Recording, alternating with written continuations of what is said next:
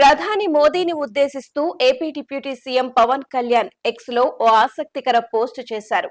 ఆ పోస్టులో ఆయన ప్రధాని మోదీని అనికేత్ గా అభివర్ణించారు. అనికేత్ అంటే శివుడి పేరు, ఒక సంకల్పమని ఆయన కొనియాడారు. తన సన్యాస జీవితంలో ప్రధాని మోదీ అనికేత్ గా పిలువబడ్డారని పవన్ కళ్యాణ్ రాసుకొచ్చారు.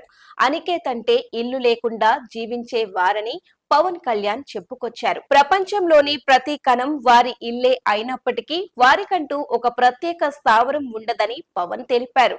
కాశ్మీర్ నుండి కన్యాకుమారి వరకు, కామ్యా నుండి ద్వారకా వరకు మొత్తం భారత్ ను ప్రధాని తమ ఇల్లుగా భావించారని ఆయన పేర్కొన్నారు.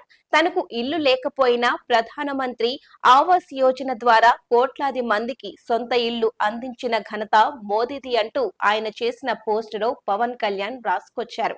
మరోవైపు ఆపరేషన్ సింధూర్ విజయవంతంపై పవన్ కళ్యాణ్ స్పందించారు. జమ్మూ కశ్మీర్లోని పెహల్గాంలో జరిగిన ఉగ్రదాడికి భారత్ పాకిస్తాన్ పై ప్రతీకారం తీర్చుకుందని అన్నారు. భారత్ చేపట్టిన ఆపరేషన్ సింధూర్లో కీలక ఉగ్రవాదులు హతమయ్యారని అన్నారు.